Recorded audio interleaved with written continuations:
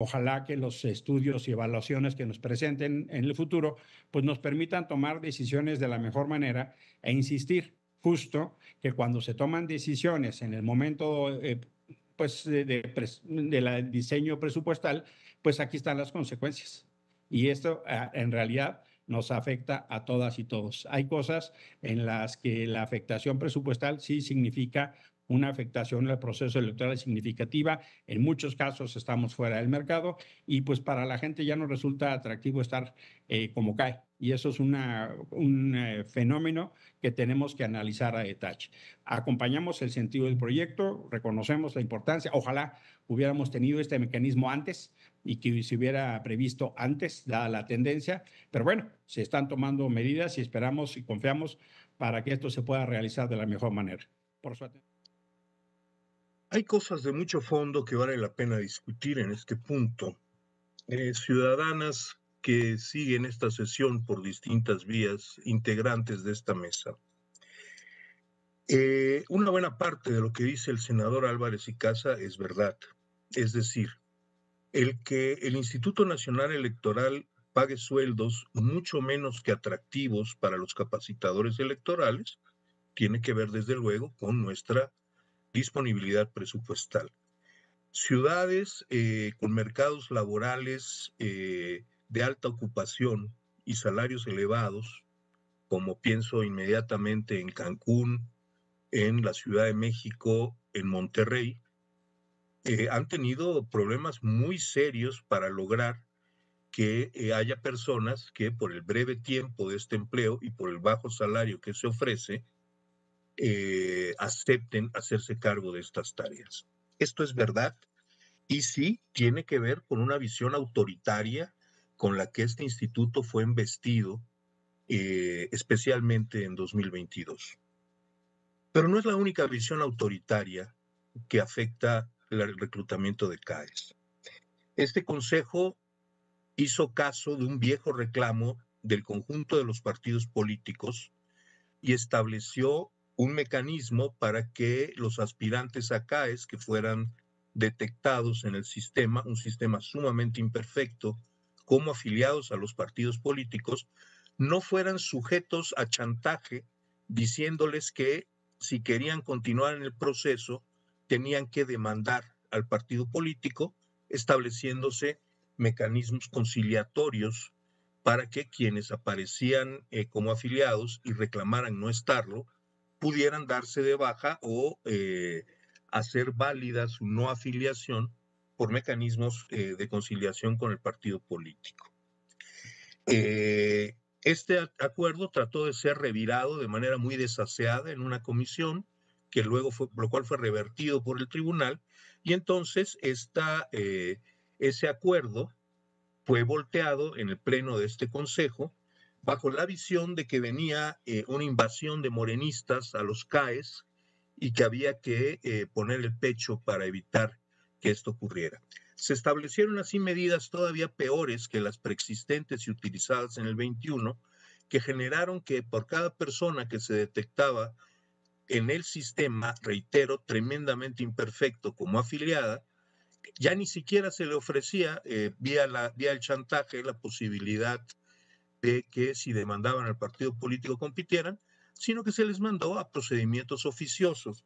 Por esta vía quedaron descalificados cerca de 2,000 contendientes que, si somos sensatos y serenos, sabremos que en su inmensa mayoría no eran afiliados a ningún partido político, porque, eso sí también les digo, señores de los partidos políticos, los usos de afiliaciones indebidas están extendidos en todo lo ancho del espectro electoral.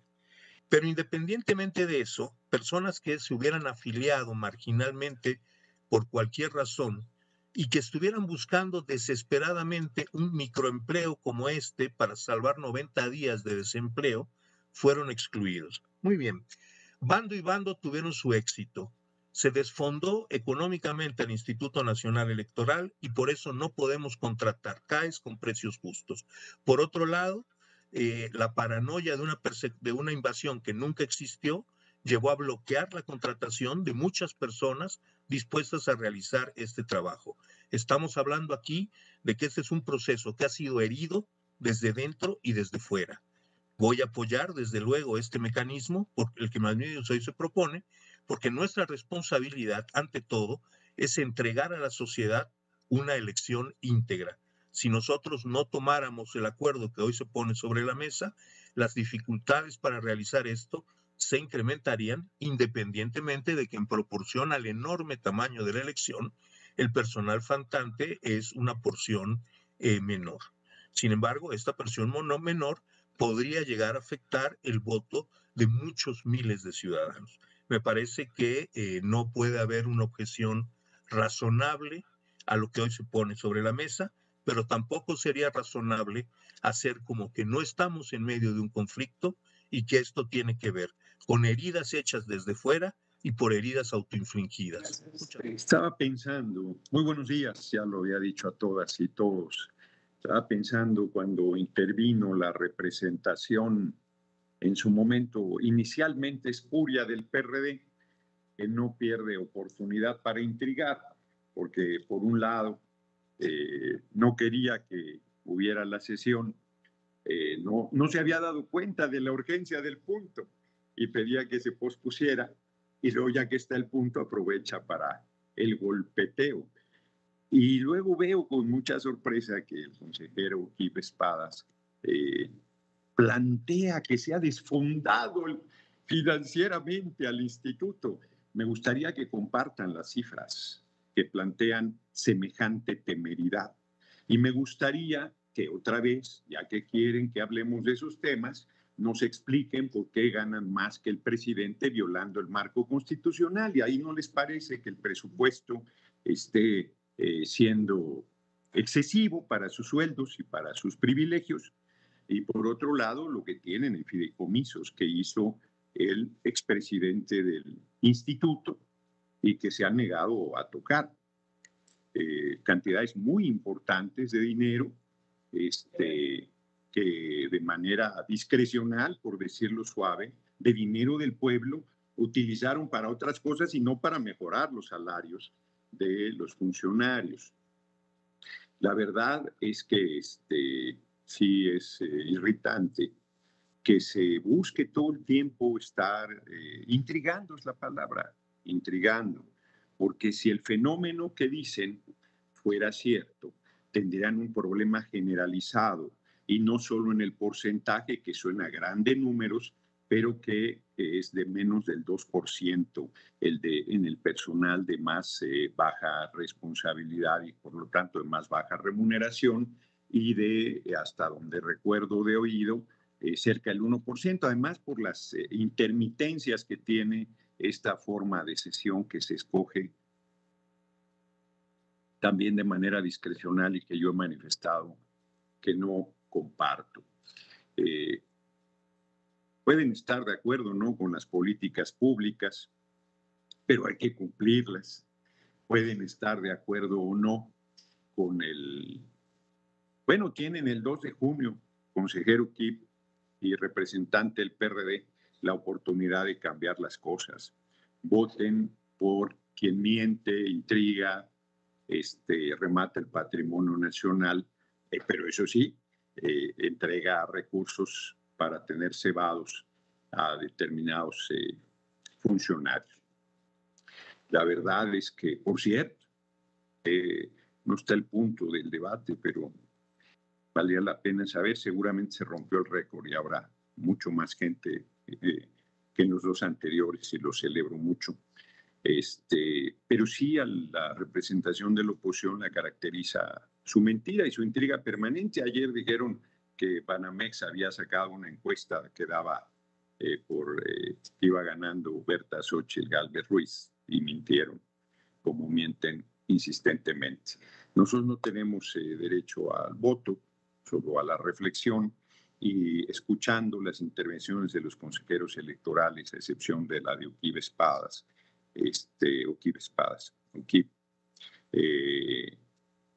creemos que la decisión es correcta, que el tiempo efectivamente está encima, 11 días de la jornada electoral, el 12º ya es el día de la elección. No está en peligro, como plantea la representación del PRD, la realización del proceso electoral insisten en la intriga. Ayer tuvimos una espléndida reunión con los magistrados del Tribunal Electoral del Poder Judicial de la Federación, 3 de ellos, 2 que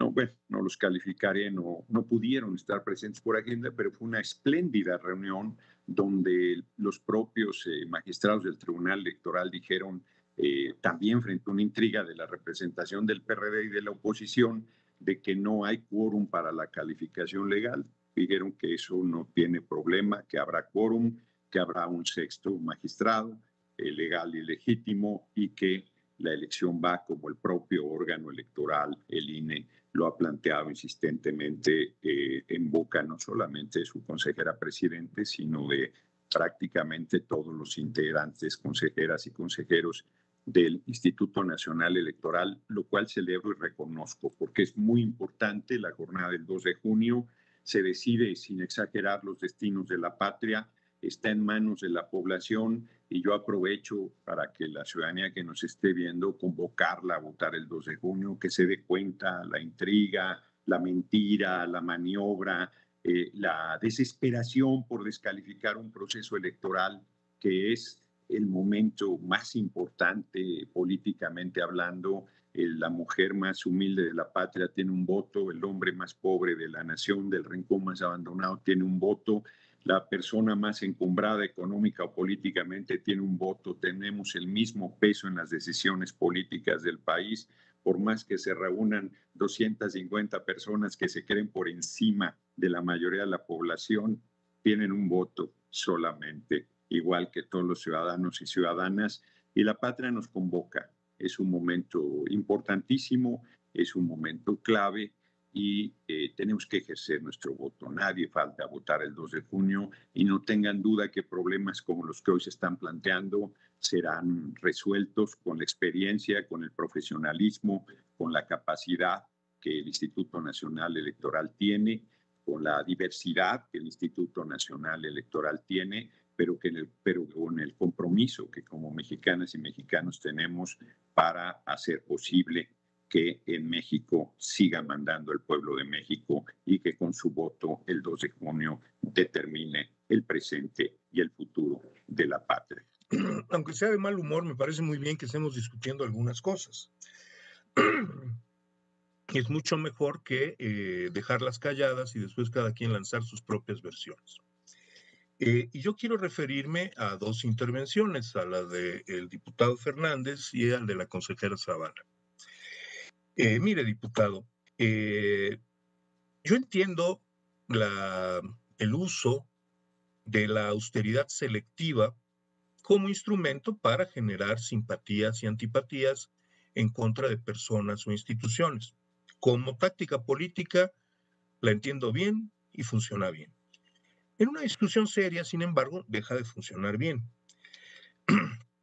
El asunto de que tenemos suficiente dinero y que el problema es que los consejeros cobran demasiado, eso cae con regla de 3. He intentado discutir esto con otros legisladores de su partido, pero pues como para muchas mexicanas y mexicanos, la aritmética no es su fuerte. Pero usted fue a una universidad, y a una buena, así que usted sí sabe algo de matemáticas y hace muchos años de la regla de 3. Entonces vamos a jugar un poco a la regla de 3.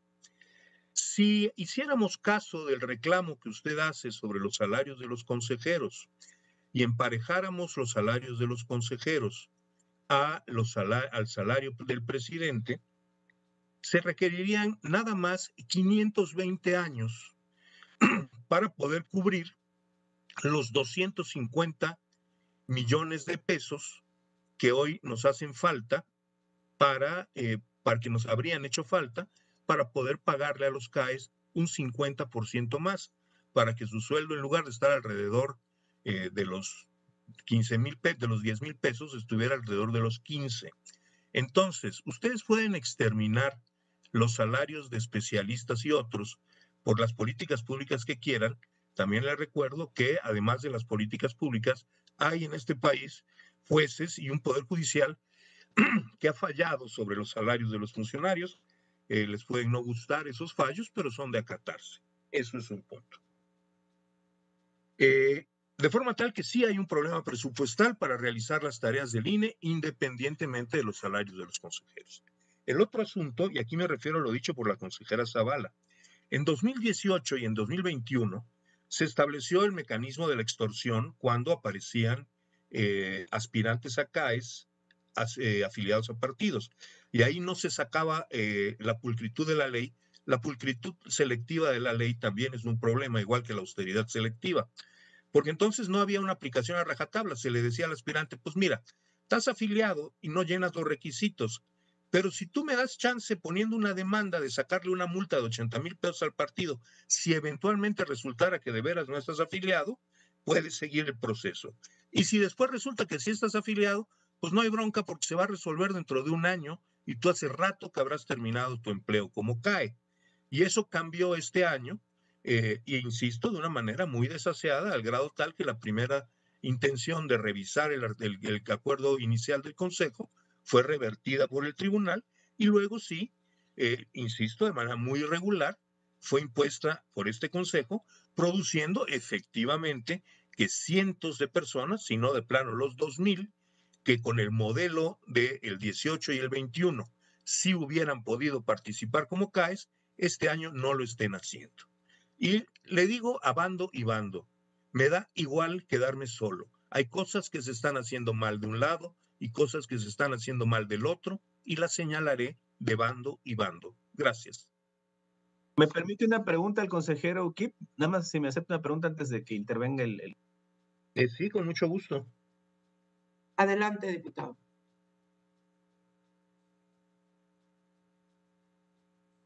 Adelante, diputado Gutiérrez Luna, si le acepta la pregunta el consejero.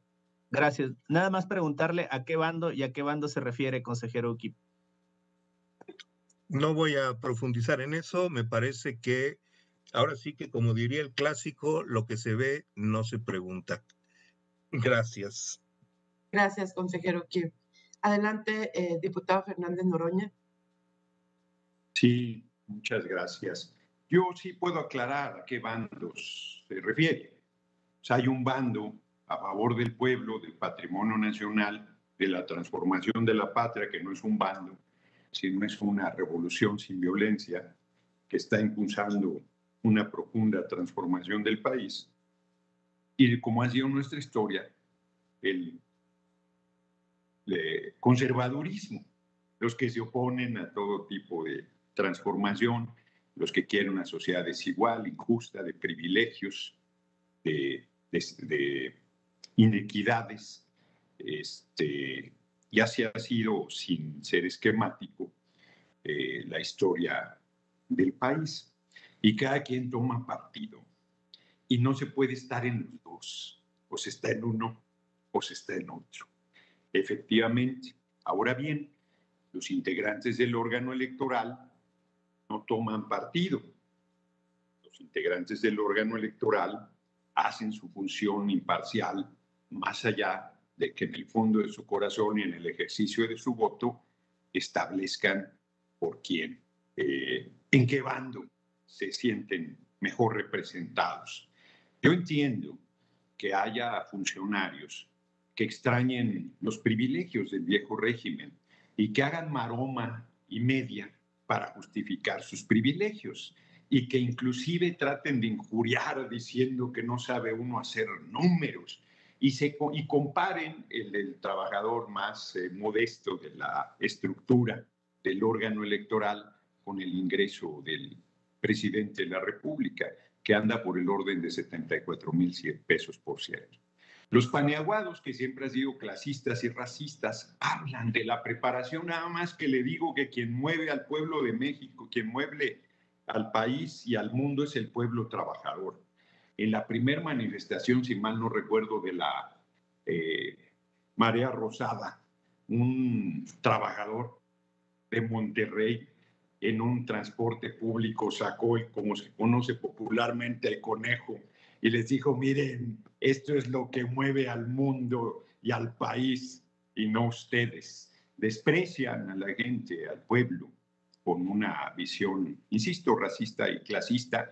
Y entonces plantean ahora los títulos nobiliarios no existen, ahora son los títulos académicos y eso pone por encima a la gente en salarios y en todas las condiciones y por eso 250 pretenciosos se autodenominan intelectuales y creen que firmando un desplegado a favor de una opción mentirosa, intrigante, embustera, falsa, sin moral, sin principios, es la opción para el país, allá cada quien. Yo seguiré insistiendo que es canalla, que es intrigante, que se diga que por una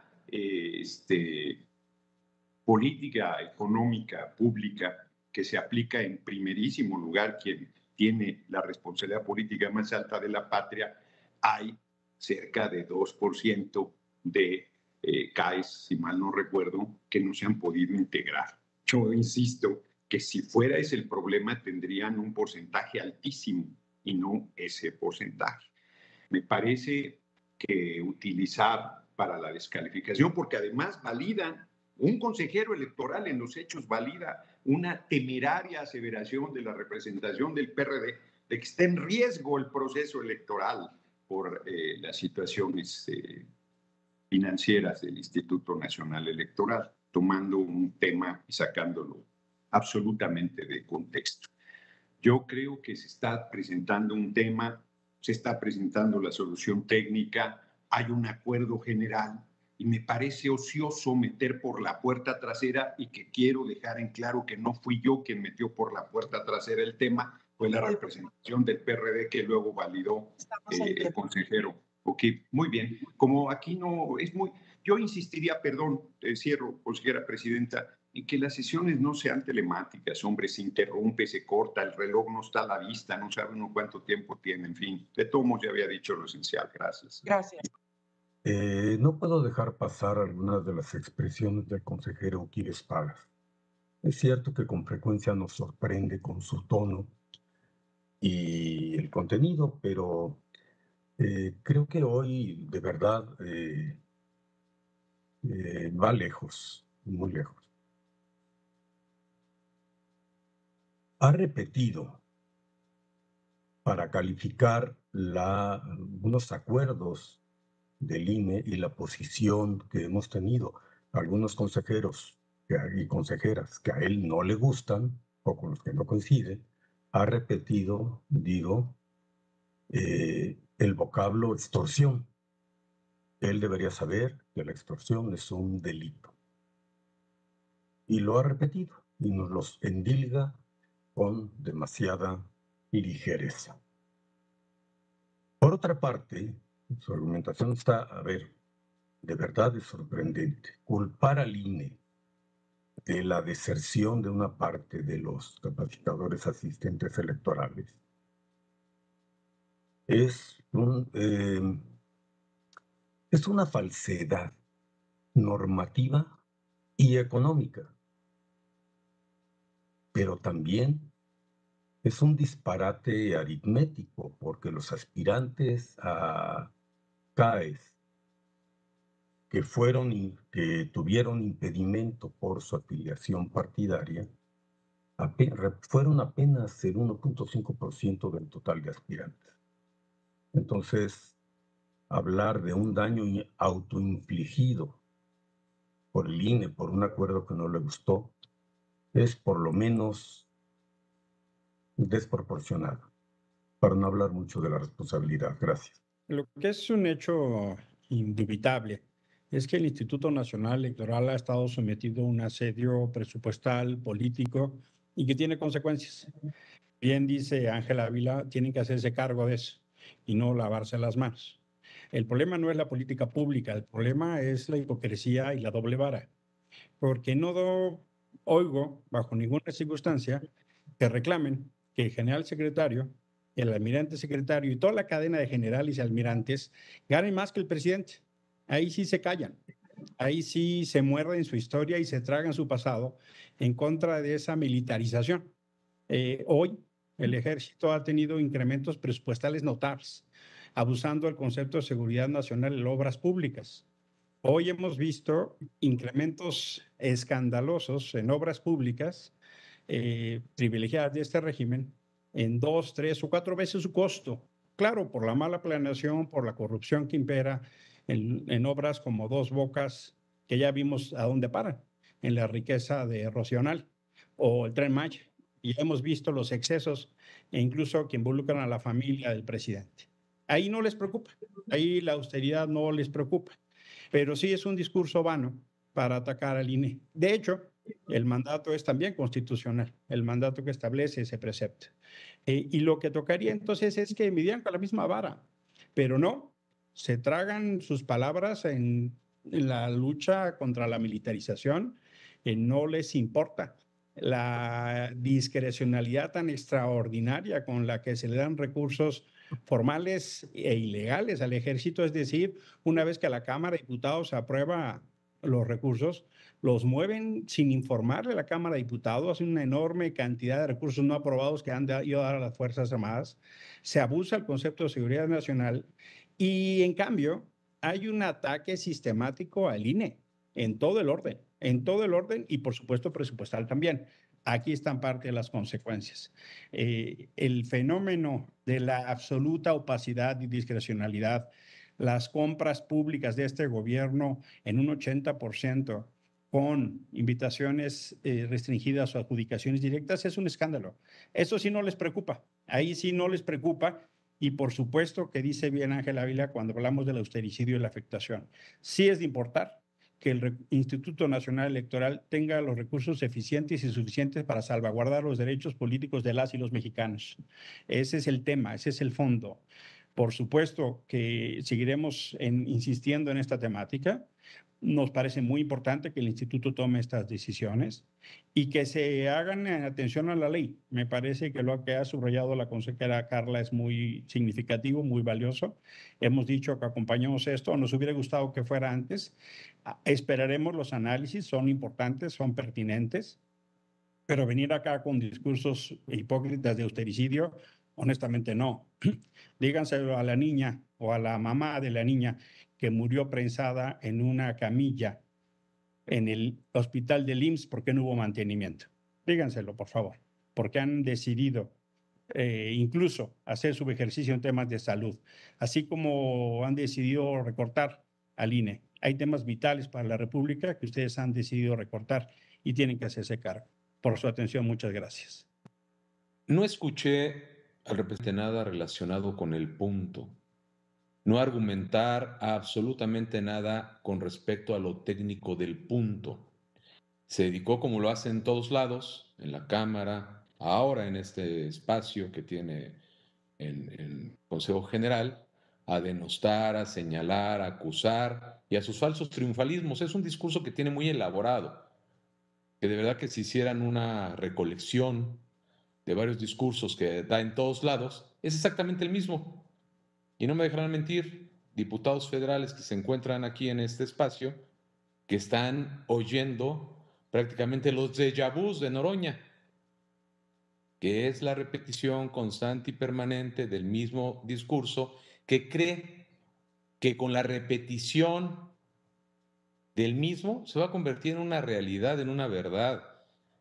Se le notan todos los rasgos autoritarios, se le notan todos los rasgos de la escuela de Hugo Chávez y de Fidel Castro, sin duda alguna, porque lo que menciona aquí es lo mismo que dice el presidente de la República y fue lo mismo que dijo en su momento Chávez en Venezuela y que tiene sumido en la pobreza y el desplazamiento de millones de venezolanos por la hambruna tan grande que tiene Venezuela.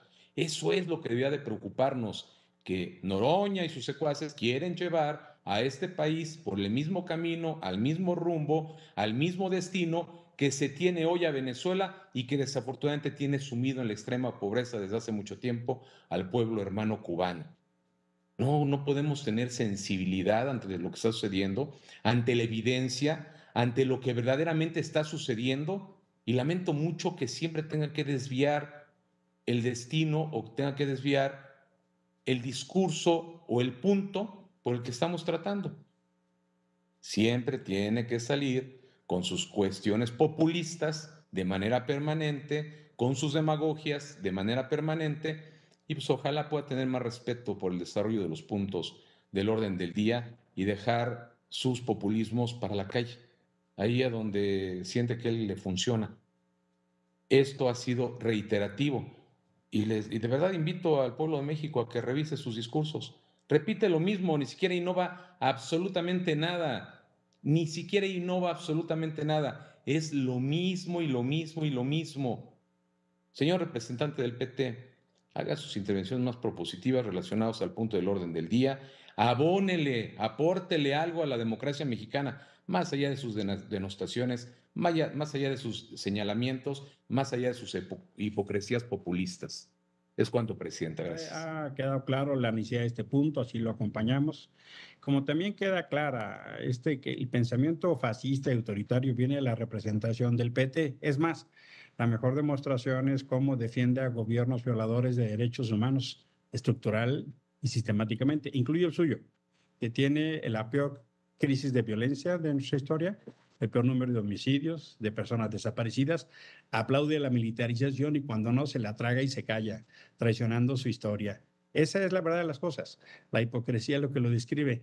Y qué pena que tengamos que alargar tan vanamente estas discusiones porque podríamos ir más rápido, pero a la representación del PT le encanta venir aquí a tribuna como si no tuviera suficiente y alargar los puntos, todas las rondas, todos los temas. Ojalá hubiera más, como dijo Víctor Hugo, se ciñara al tema y no generar esta dinámica, en serio, digamos, de matraquero de feria barata, porque hay temas que podrían llevarnos a discusiones más eficaces y más eficientes. Muchísimas gracias por su atención. Senador Raúl Bolaños. Gracias, Presidenta. Yo le quisiera tomar la palabra a mi compañero, el senador Álvarez y Casa, porque nada más recordarle a todas y todos que él fue el que metió por la puerta trasera este punto que él nos quitó del centro de la discusión, haciendo mi reconocimiento al Instituto Nacional Electoral por haber dado solución a una problemática que ya existía. Y concluyo diciendo una vez más qué bueno que fuera máscaras. El representante del PRD se acaba de declarar a favor de los privilegios y en contra de la austeridad republicana. Aquí tengo la votación en el Senado de la República, donde la bancada del PRD hipócritamente votó a favor de la austeridad republicana y hoy vienen a utilizar políticamente un discurso mentiroso diciendo que no existe tal austeridad republicana. Por su atención, muchas gracias a todas y todos.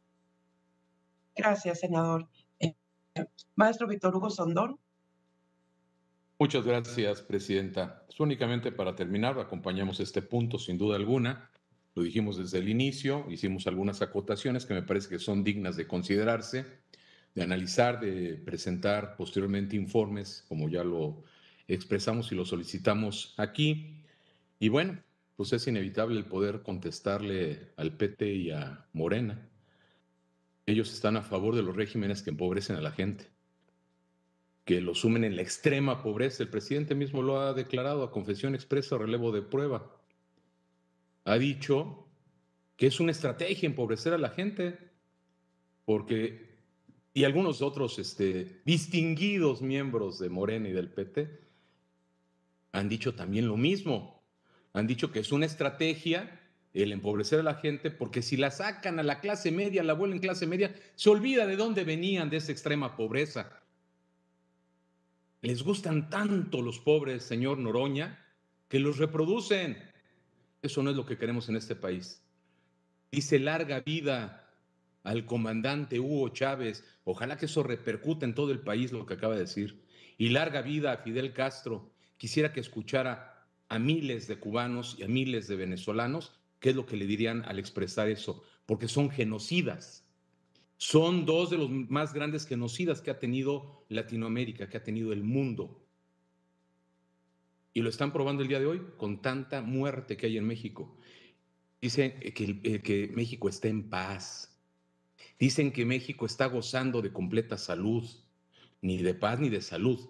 Se están muriendo muchísima gente por la falta de ejercicio de la fuerza pública en contra de los delincuentes y por la falta también de medicamentos para tanto enfermo. Entonces, ni una cosa ni la otra. Sean responsables con lo que están diciendo y ojalá repercuta lo que dijo Noroña, Larga vida, dice, ¿no? A los dictadores homicidas de Latinoamérica.